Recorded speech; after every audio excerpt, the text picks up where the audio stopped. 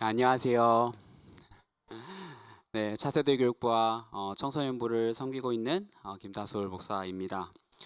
교육부를 이렇게 섬기다 보면 이렇게 장년 성도님들을 만날 기회가 적어서 그게 항상 이제 아쉬운 부분인데, 오늘 이렇게 설교를 통해서 우리 성도님들과 함께 만날 수 있어서 참 감사합니다.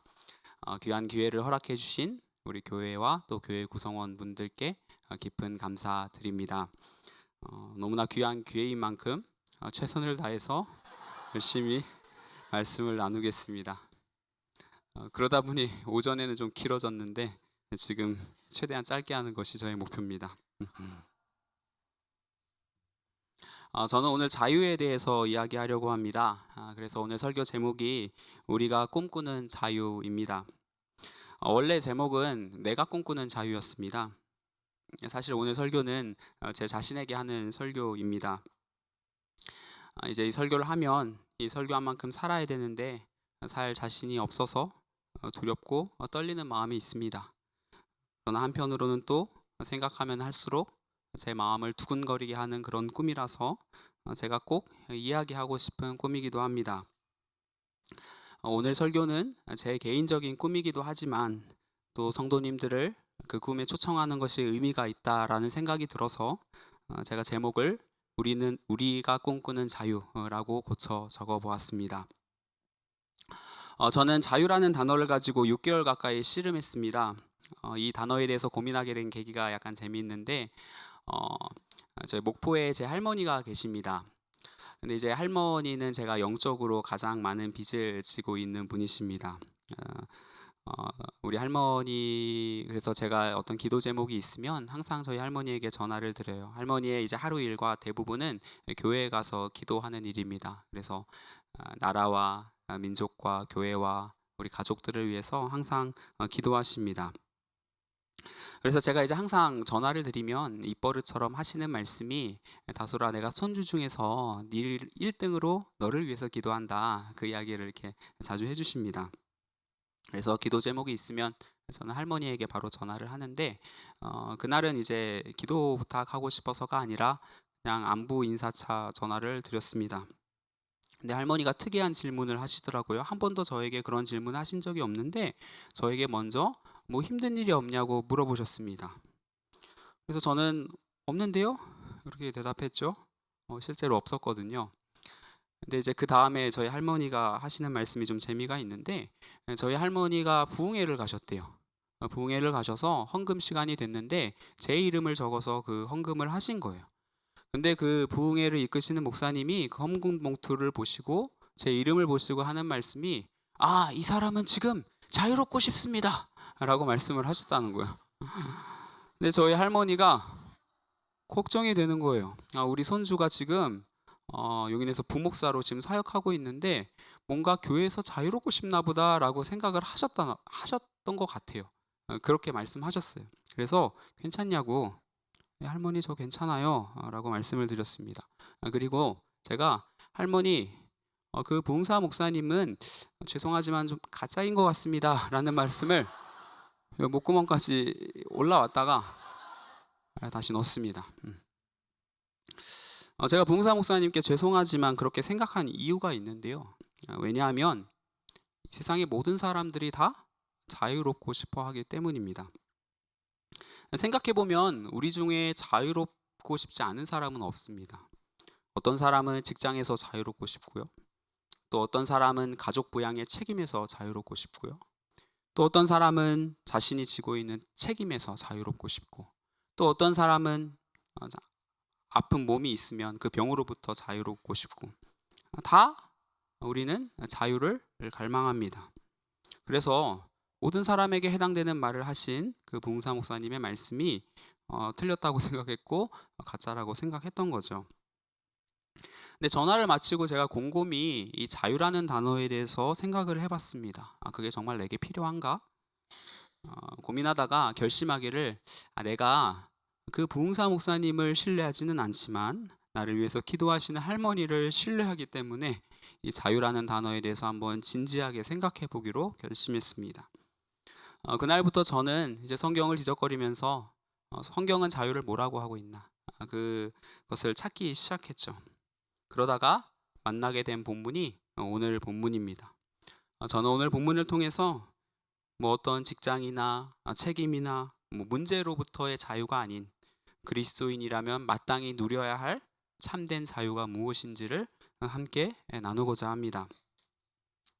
오늘 성경 본문은 소위 바울의 제2차 전도 여행이라고 불리웁니다. 근데 저는 개인적으로는 제1차 전도 여행이라고 부르고 싶습니다. 왜냐하면 예전에 했던 전도 여행은 바나바가 주도를 했기 때문입니다. 그 1차 전도 여행이 기록된 그 성경 본문을 보면 바울과 바나바다라고 얘기하지 않고 바나바와 바울이다 이렇게 얘기를 합니다. 그 말의 의미는 바나바가 그 선교 여행의 주도권을 가지고 있었다는 거죠. 그래서 사실상 그것은 바나바의 전도 여행이었다라고 말해도 괜찮을 것 같습니다. 근데 이 바나바와 바울이 심하게 다투고 갈라서죠. 이제 바울이 본격적으로 자신이 주도권을 가진 선교를 시작하게 됩니다. 그런 의미에서 오늘 본문을 바울의 제1차 전도 여행이다 이렇게 불러도 괜찮을 것 같습니다. 그런데 이제 표면적으로 보면 바울이 주도한 여행이었지만 실질적으로는 성령께서 주도한 여행이었죠. 바울은 사실 아시아라는 지역을 가고 싶었는데 성령님이 그 길을 막으셨습니다. 그 꿈에서 환상을 보죠. 환상을 봐서 성령님의 특이한 인도하심을 받아서 도착하게 된 성이 바로 빌립보라는 성입니다. 오늘 성경 본문은 바로 그 빌립보 성에서 일어난 에피소드입니다. 여기서 바울은 매우 흥미로운 인물을 하나 만나는데 귀신 들려서 점을 아주 잘 치는 여종이었습니다. 근데 이 여종이 굉장히 영험했던 것 같아요. 16절에 보니까 이 여종이 주인들에게 큰 이익을 주었다 이렇게 이야기합니다. 큰 이익을 주었다는 것은 뭔가 잘 맞추었다라는 의미였겠죠. 특별히 이 여종의 능력이 얼마나 특별했는지 알 수 있는 대목이 17절 말씀에 나오는데요. 제가 좀 물을 마시겠습니다. 17절 말씀을 다 함께 읽어보도록 하겠습니다. 시작.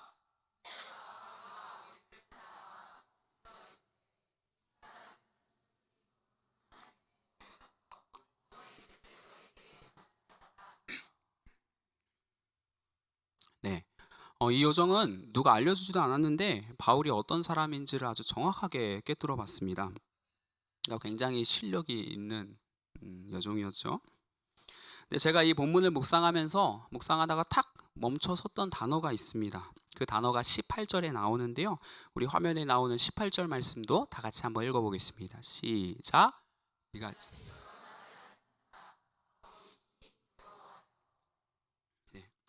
제가 본문을 묵상하면서 멈춰 섰던 단어가 바로 이 심히 괴로워하여라는 단어였습니다. 바울은요, 이 여종을 만났을 때 심히 괴로워했대요. 하루만 괴로운 것이 아니라 여러 날이 괴로웠다 이렇게 이야기합니다. 그럼 바울은 도대체 왜 괴로웠을까? 만약에 괴로웠다면 왜 바로 귀신을 내쫓지 않았던 것일까? 이런 질문이 제 머릿속에 맴돌았죠.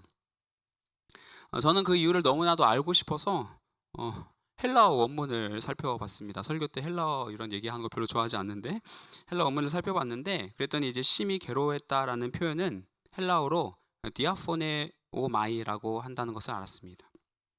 근데 이 디아포네오마이는요 성경에 딱 2번만 등장합니다. 하나는 오늘 본문이고 다른 하나는 사도행전 4장 1절에서 2절 말씀입니다. 이 말씀은 제가 읽어보겠습니다. 사도들이 백성에게 말할 때 제사장들과 성전 맡은 자와 사두개인들이 이르러 예수 안에 죽은 자의 부활이 있다고 백성을 가르치고 전함을 싫어하여.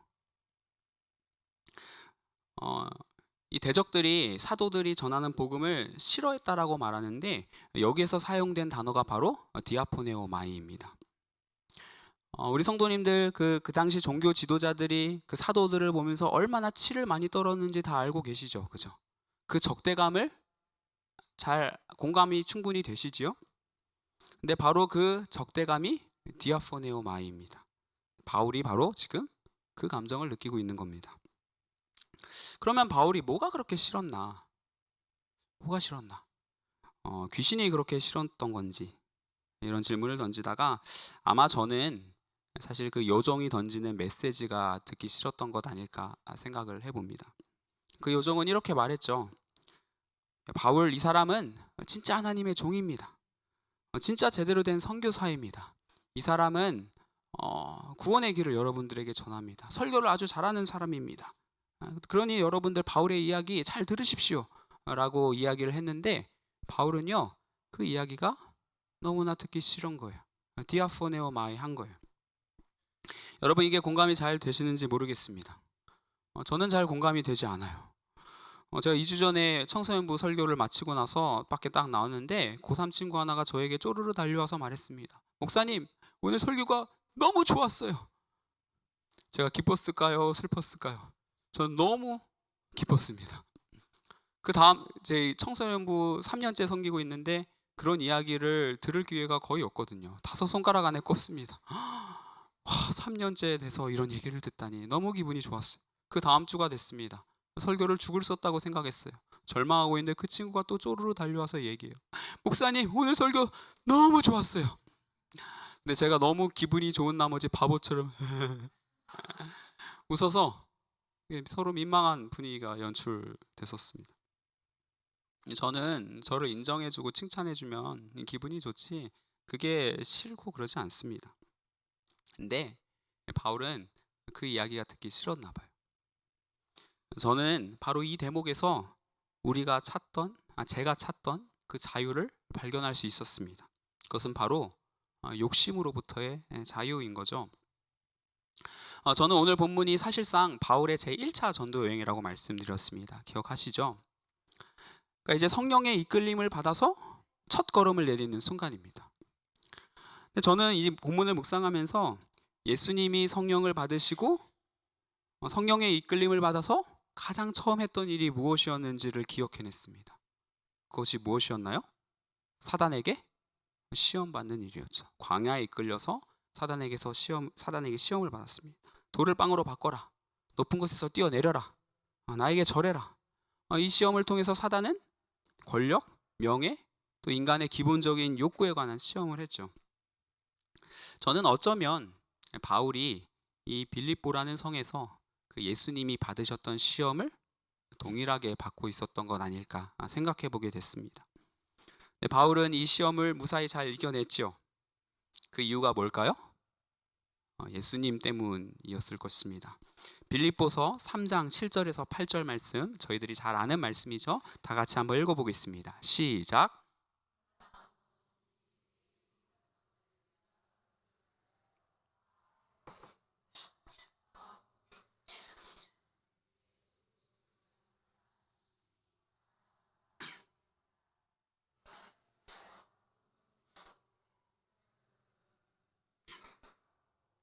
아멘.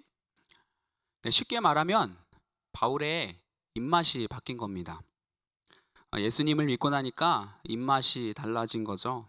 예전에는 사람들이 나를 인정해주는 소리가 너무 맛있었어요. 그런데 예수님을 알고 나니까 사람들이 나를 인정하는 소리가 배설물처럼 느껴지는 거예요. 그래서 싫었던 거예요. 그래서 디아포네오 마이 했던 거예요. 2년 정도 지난 일입니다. 제가 아끼는 한 청년이 저에게 찾아왔습니다. 고민이 있다고. 그 당시 그 청년은 대학교 4학년이었고 이제 졸업반이었습니다. 한참 취업을 준비하는 그런 시기였죠. 근데 감사하게도 이 청년은 학교에 있는 교수님에게 인정을 받아서 그 교수님과 관련된 회사에 들어갈 수 있는 기회가 생겼습니다. 연봉도 나쁘지 않았던 것으로 제가 기억합니다. 근데 그 친구가 저를 찾아왔는데 그 회사에 가기 싫다는 거예요. 근데 그 이유가 기가 막힌데 뭐냐면 이 친구의 고민은 자기가 낙하산으로 그 회사에 들어가는 게 싫답니다. 다른 친구들은 다 공정하게 원서 내고 자기소개서 쓰고 면접 보고 그 정해진 절차에 따라서 회사에 들어가는데 자기만 특별하게 낙하산으로 회사에 들어가기 싫다는 거예요. 그리고 무엇보다 중요한 거는 아무리 생각해도 하나님 보시기에 그게 옳은 것 같지 않다는 거예요. 그거 거짓말 아니냐는 거예요. 그래서 끙끙 며칠을 앓다가 부모님에게 말씀을 드렸던 거죠. 부모님이 찬성해 주셨을까요? 반대하셨을까요? 네, 만류하셨습니다. 그거는 신앙적인 문제랑 결부시킬 게 아니다. 그렇게 말씀하셨죠. 여러분, 근데 그 친구가 왜 그랬을까요? 디아포네오마에 한 거죠. 거짓말이 너무 싫은 거예요. 예수님을 알고 나니까 그 자그마한 거짓말 하나조차도 배설물같이 느껴지니까 견딜 수가 없는 거죠. 근데 저는 이것이 바로 진짜 자유라고 생각합니다. 죄는 죄라고 이야기할 수 있고, 그 죄를 미워할 수 있고, 그래서 그 죄로부터 자유로운 결정을 할 수 있는 것이 진짜 자유인 것이죠. 여러분, 그 친구 취업했을까요? 아직 못했습니다. 지금 외국에서 워킹홀리데이 하고 있는데 제가 이번에 연락했어요. 설교 때 청년 이야기 하고 싶은데 괜찮겠냐고 허락받으려고 연락했습니다. 근데 이제 카톡으로 답장이 왔는데 뭐 많은 이야기들이 있는데 답장이 더 감동이에요. 제가 읽어드릴게요. 가끔 그때 생각을 하면 어떻게 내가 그런 선택을 할 수 있었을까 생각해요. 분명 하나님께서 힘과 용기를 주셨던 거라고 밖에는 설명할 수가 없습니다. 그 다음은 이제 제가 청소년부 설교를 한다고 생각했던 것 같아요. 그래서 여기다 썼는데, 특히나 진로 고민이 많을 친구들이 하나님이 굶어 죽게 내버려 두지는 않는다라는 것을 좀 알았으면 좋겠네요 라고 얘기를 하시더라고요. 저는 이 청년이 가졌던 자유가 바로 바울이 가졌던 자유라고 생각합니다. 바울은 명예가 배설물처럼 느껴졌기 때문에 그는 여종 안에 있는 귀신에게 나오라고 명령할 수 있었죠. 어쩌면 바울은 그 순간 여종 안에 있는 귀신에게 명령한 것이 아니라 자기 안에 있는 귀신에게 명령했는지도 모르겠습니다. 안타깝게도 바울은 그 결과 심한 고통을 받게 됩니다. 사람들에게 실컷 욕먹고 실컷 두드려 맞고 그 다음에 깊은 감옥에 갇히게 되죠. 어쩌면 바울은 이미 알고 있었는지도 모르죠. 내가 예수 그리스도를 선택하면 그 결과가 최소한 감옥이겠구나 알고 있었는지도 모르겠습니다. 근데 이 바울이 가진 자유의 진가가 어디에서 드러나냐면 바로 이 감옥에서 드러납니다. 저는 이 성경 본문을 묵상하면 묵상할수록 바울이 소유한 그 자유의 신비가 얼마나 놀라운지 모르겠습니다. 제가 그 신비를, 그 미스테리를 말로 다 설명할 자신이 없지만 한번 최선을 다해서 말로 설명해 보겠습니다. 먼저 24절을 저희들 함께 읽어봤으면 좋겠습니다. 24절 말씀입니다. 시작.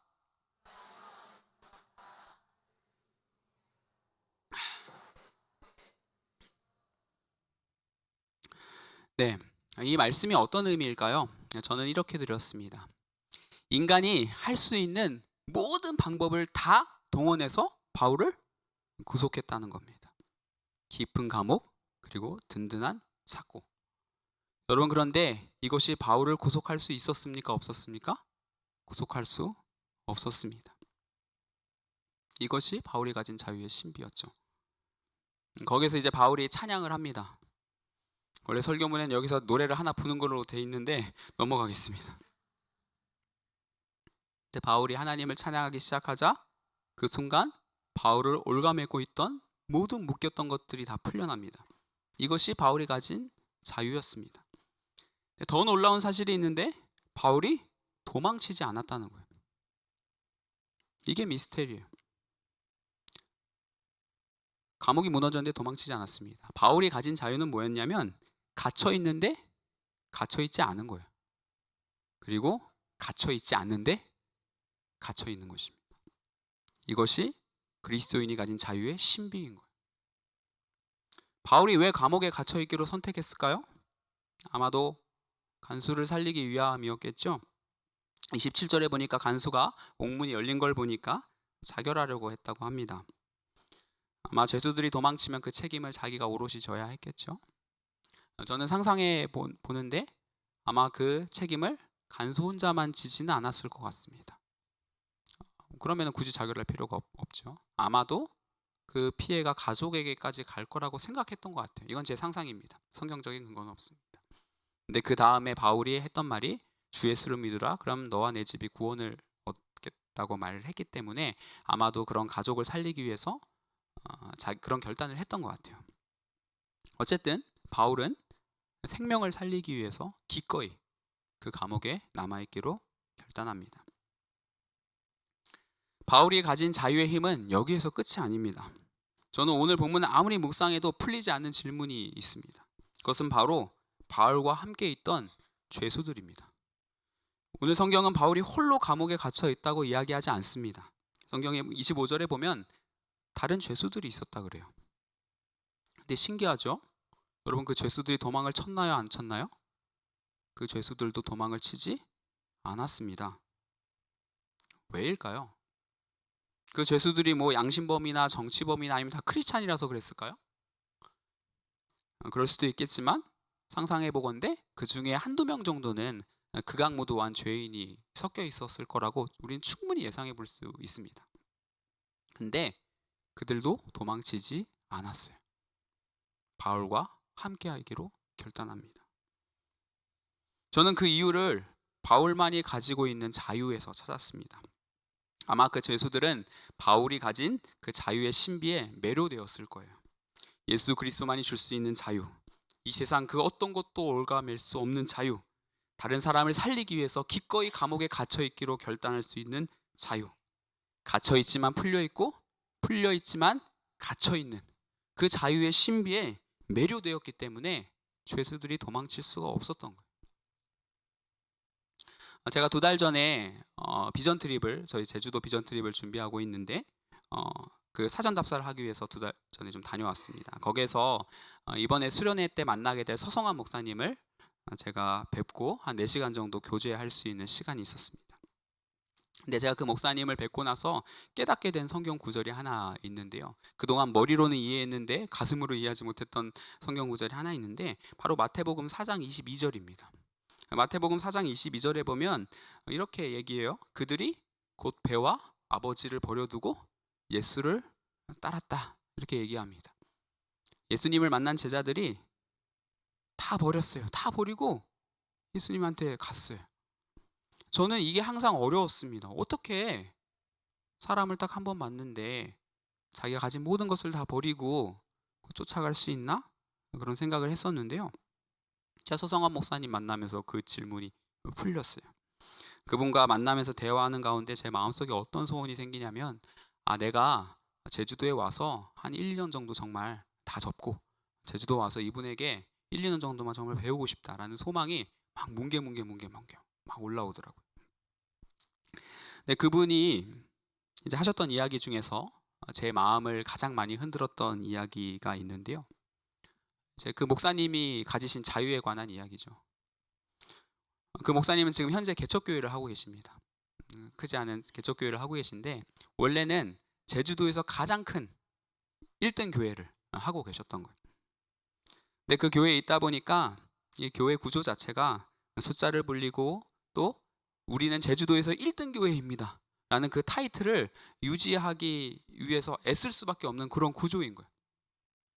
구조 자체가 그랬던 거예요. 그래서 자기는 숫자 불리는 그런 성장이 아닌 정말 한 사람을 그리스도인으로 제대로 키우는 그런 목회를 하고 싶어서 그 구조 밖에서, 그 구조 안에서 뛰쳐나오셨더라고요. 지금은 한 영혼 한 영혼을 이렇게 돌보시는데 그게 그렇게 행복하시대요. 목회가 행복하시대요.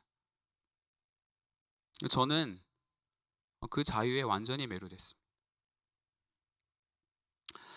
목사님을 만나고 나서 꿈이 하나 생겼어요. 그래서 제가 카톡에다도 적어놨어요. 제 꿈은, 카톡에는 이제 어른이라고 적었는데 제 꿈이 하나가 생겼는데 바로 장로가 되는 꿈입니다. 저는 장로가 되고 싶습니다. 제가 이 교회에서 사역한 지 벌써 5년이 다 돼가는데요. 목회를 하면서 가장 힘들 때는 제 부족함이 느껴질 때가 저는 가장 많이 힘듭니다. 다른 건 힘든 거 하나 없습니다. 맡은 직책을 충실히 수행할 수 있는 역량이 부족하다고 느껴질 때, 또는 저라는 존재의 총합이 제가 지금까지 경험했던 경험과 역량과 또 제가 가진 성품과 또 영성이 이 목회라는 영광스러운 사역을 감당하기에는 너무나도 가볍다고 느껴질 때, 저는 그게 참기가 너무 어렵더라고요. 그래서 재미있는 일화가 하나 있는데, 작년 5월에 제가 목사 안수를 받았잖아요. 저는 그 목사 안수식 때 뭔가 특별한 것이 내려지는 것을 기대했습니다. 나의 이 부족함을 채워줄 만한 뭔가 특별한 성령의 은사를 받으리. 그래서 다른 사람들은 다 목사님이 한 분씩 안수를 해줬거든요. 근데 저는 또 이렇게 저희 아버지에게도 안수 부탁하고, 또 제가 봤을 때 좀 은사를 가지고 계신 것 같은 분에게 봉투도 들여가면서 안수를 부탁했어요. 다른 사람들 다 한두 명이 안수해 주는데 저만 3명이서 이렇게 안수를 해줬습니다. 근데 안수식 끝났는데 달라진 게 아무것도 없는 거예요. 전도사 김다솔이나 목사 김다솔이나 똑같은 거예요. 너무 이제 속상했죠. 실망감을 가득 떠안고 전혀 달라지지 않은 제 모습을 보면서 저는 그때부터 목회의 본질이 뭔지, 이 목사라는 직책이 도대체 어떤 직책인지를 진지하게 고민하기 시작했습니다. 근데 그때 만나게 된 단어가 장로라는 단어였어요. 사실 성경에 따르면, 또 헌법에 따르면, 저희 통합 헌법에 따르면 목사를 가르치는 장로라고 이렇게 정의합니다. 근데 이 장로라는 말에 제 마음이 확 붙들리더라고요. 이런 상상을 해봤는데, 제가 하늘교회 장로 선거에 피선거인으로 나왔어요. 여러분, 그러면 제가 장로가 될 수 있을까요? 아무리 생각해도 못 될 것 같은 거예요. 제 나이도 문제지만 그냥 제 어떤 그 모든 것들이 생각해 봤을 때. 그래서 깨닫게 된 사실이, 목사가 가르치는 장로라고 할 때 내가 가르치는 일은 하고 있지만 장로는 아니었구나라는 생각을 하게 됐습니다. 그래서 요즘은 이 간극을 줄이는데 참 부단히 많이 애를 쓰고 있습니다. 오래 걸리겠죠. 몇십 년 걸릴 것 같은데. 그럼 장로는 어떤 사람인가? 교회 어른인데, 그럼 누가 교회의 어른이 되어야 될까요? 따라가고 싶은 뒷모습을 가진 사람이어야 하겠죠. 그리고 그 사람은 무엇보다도 예수 그리스도 안에 있는 참 자유를 소유하고, 또 그 자유의 신비를 소유하고 있는 사람이어야만 할 것입니다. 갇힌 자 같으나 갇혀 있지 않는 자. 저는 그 사람이 장로라고 생각합니다. 그런 꿈을 가지고 사역하고 있습니다. 저는 목회자 자녀로 자랐습니다. 목회자 자녀로서 가장 많이 배운 것은 목회를 하면 안 되는 100가지 이유, 이거를 배웠습니다. 시골교회에서 사역하시는 저희 아버지를 보면서요. 중학교 3학년 때 일인데요. 저희 아버지가 다른 교회 부흥사로 이렇게 초빙을 받아서 말씀 전하러 가셨어요. 그날따라 저보고 같이 가자고 그러시더라고요. 아마 좀 이렇게 멋있는 아빠의 모습을 보여주고 싶었던 것 같아요. 따라갔어요. 아빠가 멋있게 말씀 다 전했어요. 내려와서 당회장실에 갔습니다. 갔는데 거기 담임 목사님이랑 장로님 10분이 쫙 앉아 계시더라고요. 저도 같이 들어갔는데, 근데 갑자기 장로님 한 분이 벌떡 일어서더니 저희 아버지에게 막 이렇게 손가락질을 하시면서 역정을 내시는 거예요. 그 이유가 뭐냐면, 왜 축도를 그렇게 하냐는 거예요. 여러분, 예전에는 있을지어다라고 이제 끝마무리가 됐습니다. 축도, 옛날에 교회 이렇게 다니시던 분들은 기억하시겠지만, 근데 요즘에는 법이 개정되면 축원하옵 나이다 이런 식으로 됐어요. 근데 저희 아버지가 그때 있을지어다라고 해버린 거예요. 그래서 젊은 사람이 찌어다가 뭐냐고, 건방지게 우리는 찌어다 안 한다고 그렇게 막 계속 얘기를 하시다가 아직도 생생해요. 찌어다를 안 해요, 찌어다를 하다가 나가셨어요. 문을 박차고. 근데 그 짧은 순간 저희 아버지가 한 대여섯 번 정도 계속 하시는 말씀이 죄송합니다, 정말 죄송합니다, 죄송합니다 이런 말씀을 하시더라고요. 그리고 이제 집에 오는데 차에서 둘이 아무런 말이 없죠. 둘이서 말이 없네. 아무 말도 안 하고 있다가 저희 아버지가 가장 처음 했던 말이 아들아 미안하다라는 말이었어요. 저는 그래서 알고 있었어요. 목회를 하면 별것 아닌 것, 물론 그게 그분에겐 중요할 수 있겠지만 어떻게 보면 별것 아닌 것 같고, 이런 이야기를 들을 수 있는 것이 목회구나 라는 생각을 했습니다. 근데 저는 목회자가 됐어요. 그 이유는 뭐냐면, 저희 아버지에게서 그리스도인만 가질 수 있는 그 자유를 받기 때문이죠. 이런 표현 죄송하지만 목회라는 감옥에 스스로 갇혀있기로 선택한 그 자유,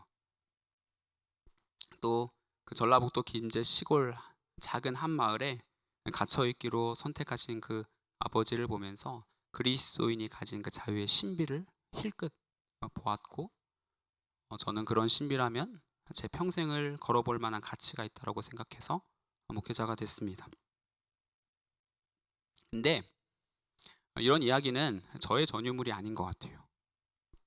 성도님들도 마찬가지입니다. 저에게 목회를 해서는 안 되는 100가지 이유가 있으면요, 우리 성도님들은요, 내가 교회를 나가면 안 되는 100가지 이유가 있습니다. 내가 교회에서 봉사를 하면 안 되는 100가지 이유가 있어요. 심지어 제가 성도님들을 만나보니까 목회자를 신뢰하면 안 되는 1000가지 이유가 있습니다. 그죠? 제가 그거 공감합니다. 근데 우리는 이 자리에 와서 앉아있죠. 그 이유가 뭐냐면 우리는 예수 그리스도 안에 있는 참된 자유와 그 신비를 흠모하기 때문입니다. 네, 설교를 마치면서 이번 주 월요일에 한 성도님과 식사교제 나누면서 들었던 이야기를 나눔으로 설교를 마치려고 합니다. 졸업식에 관한 이야기인데요. 이제 자신의 큰딸의 중학교 졸업식과 또 고등학교 졸업식에 대한 이야기입니다. 근데 이분이 중학교 졸업식에 갔을 때는요, 너무 실망스러웠대요. 처음 졸업식이니까 되게 기대하는 마음을 가지고 갔는데 실망을 많이 하셨답니다. 왜냐하면 그거는 중학교 졸업식이 아니라 특목고 졸업식이었다는 거예요. 그래서 그 중에 특목고에 가게 된 아주 소수의 친구들만 격려하고 축하하는 자리가 바로 그 중학교 졸업식이었다는 거예요. 다들 중학교 시절을 열심히 보냈으니까 그 친구들 모두 다 격려받고 축하받아야 마땅한데 그러지 못하는 모습이 너무나 속상했다 그랬습니다. 그리고 이제 고등학교 졸업식이 다가왔어요. 걱정을 하셨죠. 또 같은 분이면 어떠나. 그래서 갔는데 너무 다른 거예요, 분위기가. 되게 우울할 줄 알았는데 분위기가 굉장히 밝았다고 그러더라고요. 그리고 무엇보다도 선생님들과 그 부모들이 그냥 대학 합격 여부와는 전혀 상관없이 많이 떨어졌대요. 근데 그런 거랑은 전혀 상관없이 그냥 그 지옥 같은 그 고등학교 시절, 그 시절을 잘 보냈다는 그 이유 하나만으로 박수 쳐주고 잘했다고 격려해주고, 그래서 그 졸업식이 참 좋았다, 이런 얘기를 해주시는 것을 들었습니다. 저는 이 상반된 졸업식 이야기를 들으면서 우리 인생의 졸업식에 대해서 한번 생각해 봤습니다. 마지막 날에 우리가 하나님 앞에 서는 날 어떨까요? 우리가 세상을 졸업하는 날 그 졸업식장의 분위기는 어떨까요? 중학교 졸업식 같을까요? 아니면 고등학교 졸업식 같을까요? 저는 우리 하나님께서 특목고 간 사람 몇 명 이렇게 격려해 주시는 게 아니라 이 치열한 이 세상에서 내가 정말 그리스도인이 가져야 할 그 마땅한 참된 자유를 누리려고 그 분투했다면, 그리고 애썼다면 그 이유 하나만으로 잘했다고, 잘했다고 그렇게 말씀해 주시는 분이 우리 하나님이라고 생각합니다. 여러분, 그러니 우리 이 자유를 포기하지 마시고 끝까지 이 자유를 향해 달려가실 수 있는 모든 성도님들 다 되시기를 주님의 이름으로 권면드립니다. 하나님, 우리가 이 땅을 살아가면서 주님만 선택하기로 결단하는 것이 힘에 많이 부칠 때가 많습니다. 이런 저희를 불쌍히 여겨 주옵소서. 성령께서 저희들에게 힘을 주셔서 죄를 죄라고 이야기할 수 있고, 또 죄를 미워할 수 있고, 또 욕심으로부터 자유한 선택을 할 수 있는 힘을 주옵소서.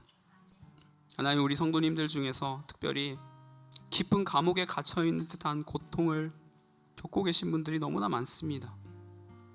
하나님, 그러나 우리가 감옥에서 풀려달라는 기도하기 이전에 그 감옥에서도 나는 주님만 사랑합니다, 나 무엇과도 주님을 바꿀 수 없습니다, 주 예수보다 더 귀한 것은 없습니다 라고 이야기할 수 있는 용기와 힘을 허락하여 주옵소서.